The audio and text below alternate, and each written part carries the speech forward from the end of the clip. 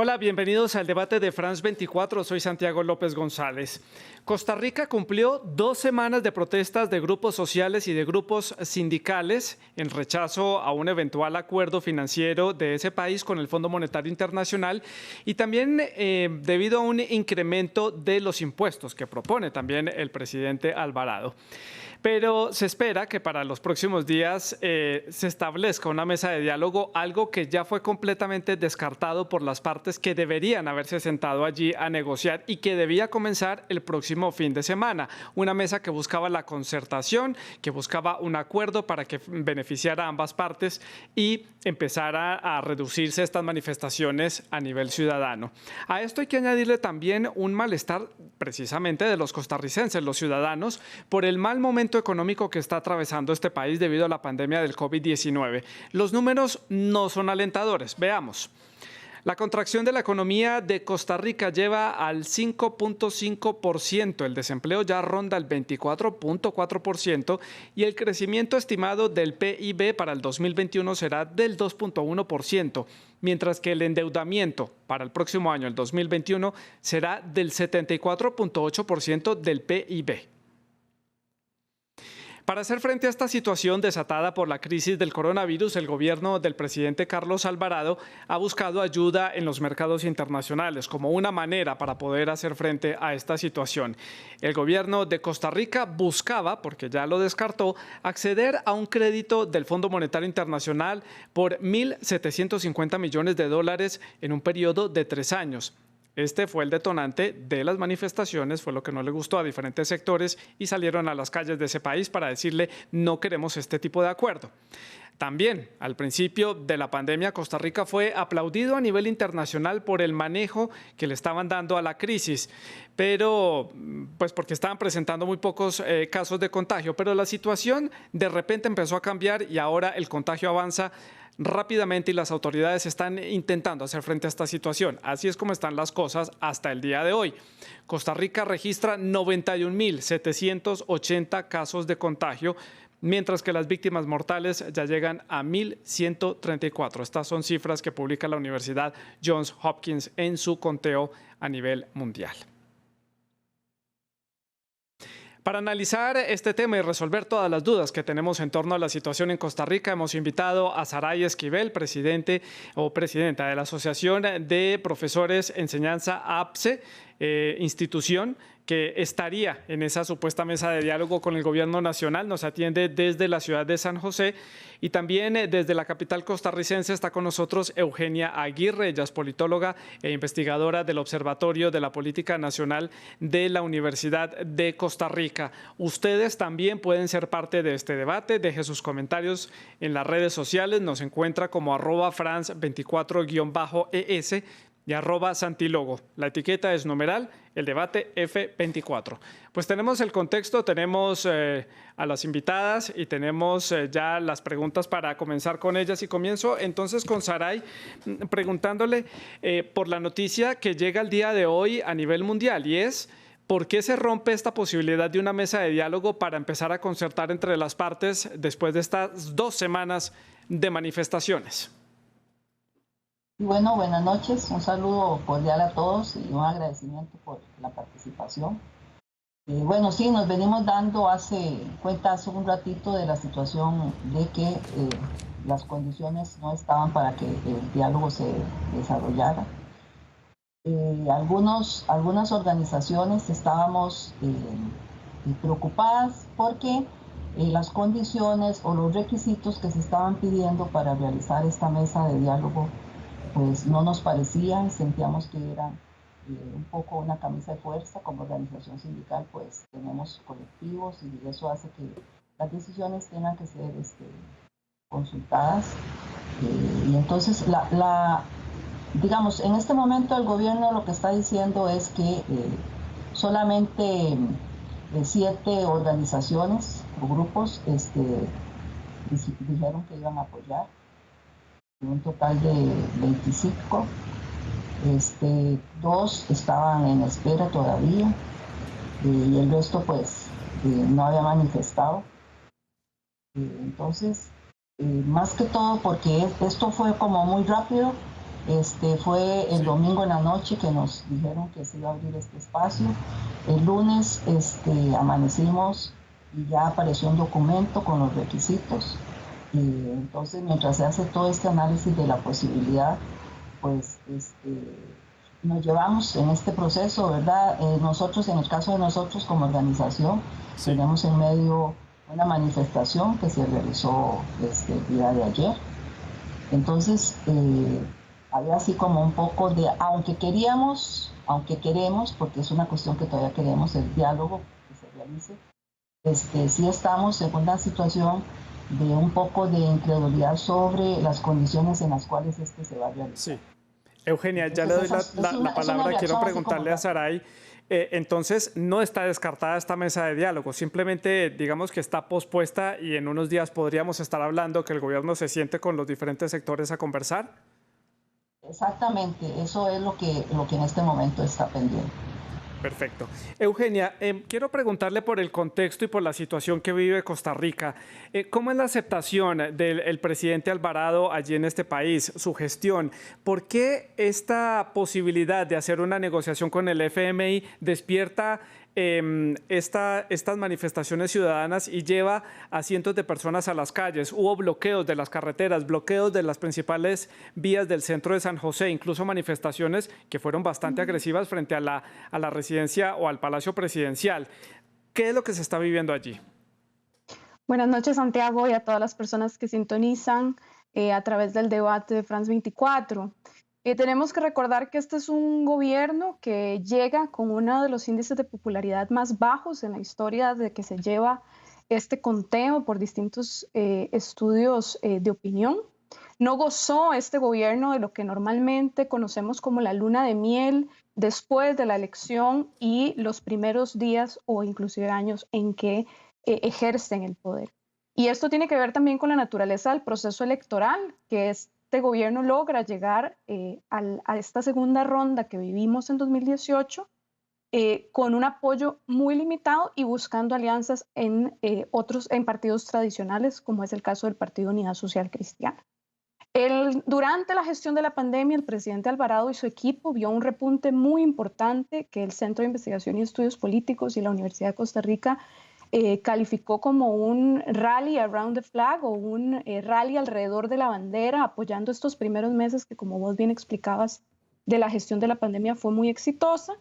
Pero una vez pasado este primer ciclo, volvimos a los niveles normales de popularidad de este gobierno, que se relacionan con una conformación multipartidaria que ha perdido importantes figuras. Más de 14 ministros y ministras del gabinete se han retirado y que empieza una fase de debilitamiento de su conformación y agravada particularmente por la dificultad de concertar un equipo económico con una propuesta sólida en la materia y que en tiempos de pandemia pues se hace muchísimo más necesario. Hay una especie de hastío y desconfianza respecto a las vías de diálogo que el gobierno ha planteado para atender las soluciones a esta crisis. Sí. Saray, usted es presidenta de una asociación en particular, usted ya nos explicaba algunos de los puntos de esta posible mesa de diálogo. ¿Por qué el rechazo a estas propuestas que hace el gobierno para poder hacer frente a la difícil situación que está viviendo Costa Rica? Hay que entender el contexto en el que estamos a nivel mundial. Esta pandemia no es el único país que está teniendo problemas económicos. ¿Por qué el rechazo a estas propuestas? Bueno, hay que conocer primero un poco más atrás lo que está sucediendo desde el punto de vista de nosotros como organización sindical y la situación pues que se detona ya a nivel de país. Primero nosotros venimos saliendo de un proceso en el 2018 y 2019 de enfrentar cambios por proyectos de ley que quieren hacer reformas fiscales. Nosotros estuvimos en huelga 3 meses. Y a raíz de este movimiento también surgió una ley en contra de cambiando las condiciones para realizar huelgas en el país. Entonces fueron 2 procesos muy difíciles en contra de todas estas situaciones y de todas estas propuestas neoliberales, ¿verdad? Eso hace que este malestar venga arrastrado desde antes. En el caso de nosotros, las organizaciones sindicales y algunos grupos sociales, pero muy pocos en ese momento. Entonces, eso viene arrastrándose y entramos en este año, en el 2020, con una situación de aplicación ya de las reformas fiscales, porque esa huelga, desde el punto de vista de la organización, pues se perdió porque se aprobó el proyecto de ley, ¿verdad? Entonces, pues tiene sus consecuencias en el salario y en las condiciones laborales y salariales del sector público. Y inmediatamente después de esto entramos a la famosa pandemia, ¿verdad? Al COVID-19. Eso ya generó que entonces pues las condiciones en el país, como decía la compañera, cambien radicalmente. Ese problema fiscal que tiene este país se agudizó con la pandemia y entramos en una crisis muy fuerte en donde se tenía que decidir quién iba a aportar más para que se puedan enfrentar toda la situación que se está dando, como los datos que usted dio al inicio con respecto al desempleo, ¿verdad? Y todas estas cosas que están sucediendo. Sí. Entonces, eso hace que hayan roces, como dijo la politóloga, no hay buen ambiente para el presidente, se ha creado mucha falta de credibilidad en lo que se propone. Sí. Entonces todo esto ha generado desconfianza y por eso cuando se propone primero al mediador que se está dando para este proceso, no hay credibilidad tampoco. Y entonces, en el caso de nosotros específicamente, hay en las condiciones se nos dice, por ejemplo, que si en algún punto no hay acuerdo, el gobierno va a ser el que defina el acuerdo. Sí, en otro punto, por ejemplo, que no se permite la consulta a las bases, que es algo que como organización nosotros hacemos, ¿verdad? Eso por citar 2 puntos, ¿verdad? Hay más puntos al respecto. Sí. Eugenia, seguimos haciendo el análisis y tratando de entender esta situación en Costa Rica. Pónganos un poco más en contexto, ¿cómo ha sido en este país centroamericano, que no es un país parecido al del resto de la región? Por eso la importancia y llama la atención este tipo de manifestaciones y este tipo de debate que se está dando allí entre la sociedad, los sindicatos y el gobierno. ¿Cómo es la relación histórica que ha tenido el gobierno, el Estado costarricense con los sectores sindicales y con estos movimientos ciudadanos a lo largo de los últimos años? Gracias por la pregunta. Costa Rica siempre ha optado por el diálogo para tender los puentes y tomar los acuerdos al respecto de cómo dirigir asuntos públicos, inclusive en la institucionalidad y diseñados espacios muy importantes de encuentro entre los sectores sindicales y el sector privado con el Estado. Con el Ministerio de Trabajo inclusive, y es una relación que, como bien explica doña Saray, se ha tensado a propósito de los acontecimientos más recientes. Y quiero recapitular algunas de las propuestas que se encrispan a partir de la reforma fiscal de 2018, tramitada en 2018, y que de alguna manera agota el capital político del gobierno. 90 días de huelga histórica en el seguimiento que hacemos de las huelgas desde los distintos centros de investigación. Se aprueba, se logra implantar la reforma que entre las medidas más importantes instaura el impuesto al valor agregado, tanto sobre bienes como servicios, y apenas empezándose a recuperar la economía del país, la pandemia viene a azotar de manera importante los logros y las expectativas que se tenían en torno a la reforma fiscal. Aquí, fundamental en este relacionamiento y mucho también de lo que desde el Observatorio de la Política Nacional hemos llamado el origen de esta disputa tan compleja, tiene que ver con las formas en que el gobierno ha intentado establecer este diálogo y los errores y las contradicciones. Por ejemplo, la conformación de un Consejo Económico y Social, que al día de hoy es un papel, no ha sido debidamente conformado. La propuesta estrella, que en su momento iba a ser la base del acuerdo con el Fondo Monetario Internacional, una propuesta virtual de diálogo. Costa Rica propone escucha y dialoga, no fue suficiente para tener acuerdos, de manera que cuando la propuesta con el Fondo Monetario Internacional saliera a la luz pública fuera apoyada por los sectores.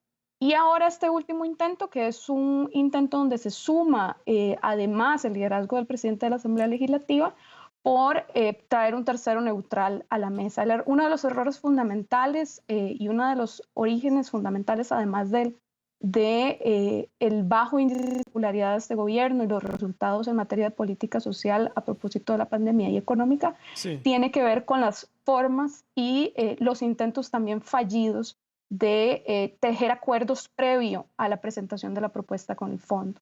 Eugenia, ¿quién podría ser ese tercero neutral que podría entrar en esa mesa de diálogo si llegara a existir, de acuerdo a lo que usted nos cuenta? El Consejo Nacional de Rectores, a través del programa Estado de la Nación, que agrupa las universidades públicas del país, fue designado el domingo pasado como este tercero neutral que iba a definir la metodología, iba a facilitar el diálogo en aras de conseguir acuerdos y resolver lo más apremiante en este momento, que es la situación económica del país, que es una situación objetiva, real, y ante la cual el Fondo Monetario Internacional está esperando respuestas después de haber prestado $500 millones como crédito rápido. El Consejo Nacional de Rectores hoy anunció que al hecho de que no todas las organizaciones invitadas a la mesa quisieran participar, daba por infructuoso este primer esfuerzo. Sí. Y que se retiraba en ese rol. Ahora tendremos que esperar, ya la presidencia y el legislativo anunciaron que van a seguir con los esfuerzos de diálogo, pero no se vislumbra en el corto plazo ese delineamiento de un tercero neutral, pese a que las organizaciones, y aquí doña Saray puede profundizar, están apostando a que el diálogo se dé en el marco de la Asamblea de Trabajadores del Banco Popular. Asamblea de Trabajadores de los Trabajadores. Saray, cuéntenos desde su organización, desde la asociación que usted lidera, ¿qué propuestas llevan bajo la manga? ¿Qué ideas tienen ustedes para proponer? ¿Qué le sugieren ustedes al gobierno para empezar a destrabar también un poco desde el lado de ustedes, que sea de pronto un primer paso para destrabar esta mesa de diálogo? Bueno, primero tendríamos que conocer muy bien este foro que habla Eugenia. La compañera Eugenia, sí. Este foro está iniciando, el lunes fue que se formó, digámoslo así, con las organizaciones que así lo quieran, ¿verdad? Nosotros ahorita en este momento no estamos en el foro. Sí fuimos a todas las reuniones, a la reunión que nos invitaron para participar, pero estaba una situación así como que uno no sabía exactamente en dónde iba a pasar la posibilidad del diálogo, ¿verdad? Bueno, este foro ahorita está teniendo bastante participación. Nosotros no esperamos un lado u otro, esperamos un foro, un espacio de diálogo que sea objetivo, que sea claro, que sea inclusivo, que tome en cuenta a muchos de los que todavía están movilizándose, ¿verdad? Entonces eso es un poco lo que le está uno poniendo atención en este momento y por eso es que esperamos en eso. Y la organización en sí ha hecho propuestas al gobierno, ¿verdad? Porque hay situaciones de fraude fiscal, ¿verdad? Son de las situaciones de las que se señalan, que son las que tenemos más problemas que el gobierno no quiere atender, ¿verdad? También tenemos una situación de un sistema tributario regresivo, faltan tomar esas medidas progresivas.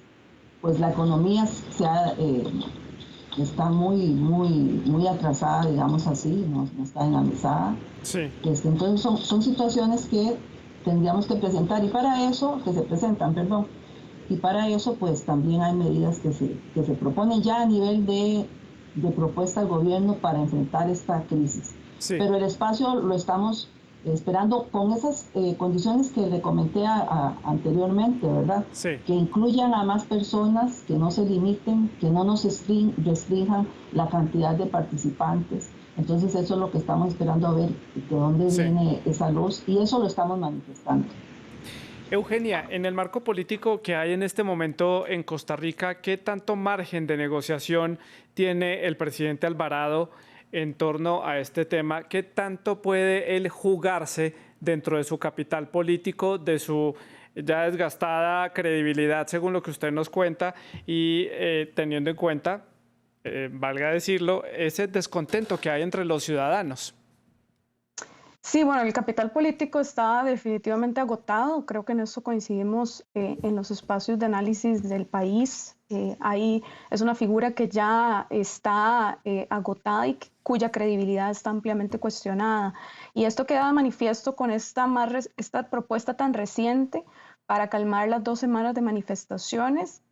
No tuvo efecto, las manifestaciones siguieron pese al anuncio de este diálogo el día domingo y hasta el día de hoy el movimiento Rescate Nacional, que está en las calles bloqueando las principales vías del país, hoy dio una tregua para efectos de negociar. Esto no necesariamente va al ritmo ante el cual el presidente reacciona o pide algo y la población responde. Ante esta situación corresponde valorar el rol que el presidente entregue o que negocie con las fracciones políticas de la Asamblea Legislativa, una Asamblea Legislativa muy dividida, pero también donde la fuerza oficialista es de las minoritarias, tiene solo 10 curules de 57, pero es ahí, creo, donde puede echar mano respecto a pasar o aprobar o valorar estas reformas.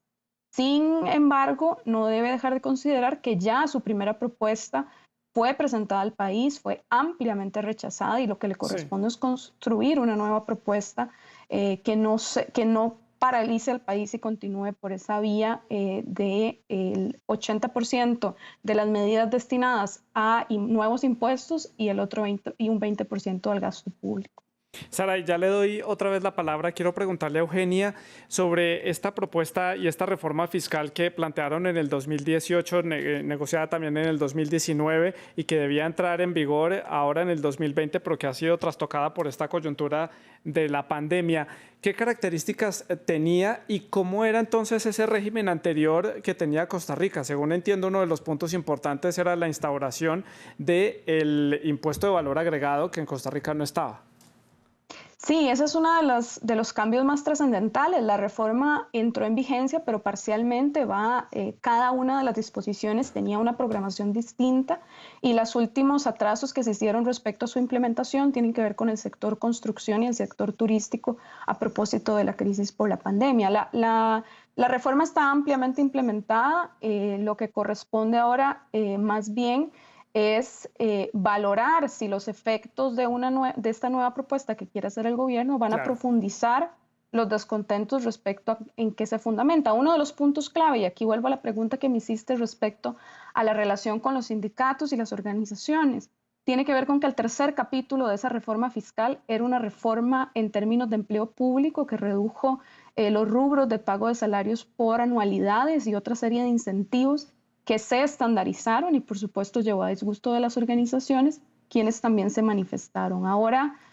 básicamente esta nueva propuesta que trae el gobierno con el Fondo Monetario Internacional está relacionada con el impuesto a las propiedades, también con un impuesto, una tasa Tobin, un impuesto a las transacciones bancarias de cualquier tipo, desde retiro de un cajero automático hasta la creación de un certificado de depósito a plazo, y otra serie de medidas que se califican ampliamente regresivas. Entonces, corresponderá valorar también a la luz de los proyectos de ley que ya se encuentran en la Asamblea Legislativa para seguir reduciendo el gasto público, si esta nueva propuesta se va a equilibrar para satisfacer los intereses de las fracciones políticas, que como te decía anteriormente, está inclinado ampliamente a la reducción del gasto público. Saray, de acuerdo a lo que vemos, a lo que nos dice usted y a este panorama político que nos plantea Eugenia, vemos muchas discrepancias entre los sindicatos, estos movimientos del cual usted hace parte, y la propuesta del gobierno, pero hay una fuerte necesidad de diálogo por ambas partes. Pero ¿hasta dónde están dispuestos ustedes a llegar con estas manifestaciones y con este pedido que le hacen al gobierno? Bueno, nosotros vamos a seguir adelante, ¿verdad? Mientras nos manifestemos de manera pacífica y principalmente porque hay un reclamo generalizado. Estos grupos que se están manifestando, no todos son sindicatos, hay grupos sociales, nada más comunales. La gente, el pueblo se llegó a dar cuenta que no se resuelve nada a favor, ¿verdad? Todo hace que haya más impuestos, los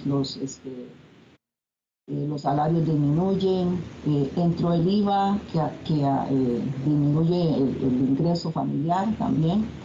Entonces, nosotros seguiremos en la lucha pidiendo principalmente justicia tributaria. Lo que estamos pidiendo es que el rico pague como rico y el pobre como tal. Eso es lo que más se le está reclamando y eso es lo que más está generando. Las medidas que está tomando el gobierno van más en ese sentido, de no tomar en cuenta también a los que más tienen, porque en una crisis como esta, ¿verdad?, tan complicada en medio de una pandemia y una crisis económica, el aporte tiene que ser de ambas partes. Y esa es la parte que más reclamamos. No que no haya aporte, sino que de verdad, en justicia, tanto social como tributaria, se hagan las normas, las reglas, los convenios, el diálogo, todo se tome en cuenta esto primero. Claro. Y ustedes están en toda la legitimidad democrática como ciudadanos de reclamarlo, exigirlo y negociarlo con el gobierno. Eugenia, aprovechando esta coyuntura del COVID-19, ¿qué tanto estas manifestaciones de verdad responden al descontento por la coyuntura que tiene el país por la crisis de la pandemia y qué tanto por simplemente estar en desacuerdo con estas políticas que está planteando el gobierno, que es completamente comprensible que haya quienes acepten y quienes no las acepten? Esta es una pregunta fundamental porque refiere a un elemento que doña Saray acaba de plantear. La manifestación es muy heterogénea en su composición y en sus demandas. Sí. Es importante tener eso bien dimensionado. Tenemos manifestaciones muy importantes. Por ejemplo, este proceso inicia en las zonas periféricas del país, en las zonas costeras, con muchísimo más fuerza que en el área metropolitana. Y eso habla de que no necesariamente se trata de una sola petición, sino que tenemos lemas distintos. Y el lema más repetido es no más impuestos, pero detrás del no más impuestos hay agendas muy diversas respecto a cómo, no solo a cómo resolver, sino a cómo sustituir ese ingreso y sacrificarlo en términos de gasto. Entonces, realmente el reto en términos de diálogo del gobierno es clave. Acá quiero, por ejemplo, dar el ejemplo de los transportistas manifestándose al mismo tiempo que el sector pesquero, al mismo tiempo que agricultores, campesinos, al mismo tiempo que otro tipo de organizaciones que tienen una agenda política y de incidencia muchísimo más clara. Entonces, no tenemos que considerarlo como un solo movimiento, sino como el conjunto de una serie de disgustos y de demandas estructurales que no han sido atendidas y que va a demandar un diálogo en al menos 3 niveles. Un diálogo en lo territorial y en las necesidades más inmediatas de sectores que llevan muchísimo tiempo reclamando. Un diálogo respecto a la deposición de los movimientos que bloquean las vías públicas y dificultan muchísimo la convivencia. Y una tercera línea que tiene que ver con el Fondo Monetario Internacional. Pero no caigamos en creer que esto se trata solamente de la agenda que se propuso el Fondo Monetario Internacional, sino que es un acumulado inclusive otros proyectos en corriente legislativa que se mantienen, como la reforma integral al empleo público, que disgusta y genera estas desconfianzas entre los sectores. Esa negociación con el fondo fue el detonante de una serie de acumulación de temas de diferentes sectores. Ya usted nos lo explicaba, Eugenia. Me quedan poco más de 2 minutos para la conclusión del programa, Saray. No tenemos la bola de cristal para saber qué va a pasar en las próximas semanas en este país centroamericano, pero desde su perspectiva, ¿cómo cree que van a terminar estas negociaciones, estos posibles encuentros, esta posible mesa de diálogo que podría tener lugar si hay una retoma aquí de las conversaciones? Bueno, Costa Rica es un país de paz. En este momento, con los gobiernos anteriores y la gente se cansó también de medidas que no los consideraban a ellos, ¿verdad? Entonces, es complicado. Nosotros creemos en el diálogo, ¿verdad? Creemos en la paz. Eso es muy importante y estamos haciendo muchos esfuerzos para que eso se lleve a cabo. Eso es lo que más pedimos, ¿verdad? Que se pueda lograr. Pero aquí lo más importante, como le decía antes, es que sean medidas tomadas con justicia, con igualdad para todos, en iguales condiciones. No puede ser que unos paguen más y otros que tienen más no paguen o paguen menos. Entonces, eso es la esperanza de nosotros para lo que viene. Justicia y diálogo, me quedo con esas dos palabras. Saray, Eugenia, su conclusión de lo que puede suceder a futuro. Gracias, no me gusta sacar la bola de cristal, pero creo que estamos en momentos en que cada segundo y cada decisión afecta trascendentalmente el futuro de nuestro país y sobre todo pensando en restaurar el orden público y particularmente retomar las vías del diálogo que han sido abandonadas. En este momento, una vez caído este primer esfuerzo de diálogo, corresponde valorar cuál es la contrapropuesta que hará el gobierno y cómo va a lograr de alguna manera que los sectores le respondan a su propuesta de diálogo, tal vez a través de una nueva metodología, un nuevo interlocutor o la explicación de nuevas formas y nuevas alternativas respecto a qué llevar a la mesa del Fondo Monetario Internacional, que tampoco se ha cuestionado que no se vaya a ir, ¿verdad?, al fondo.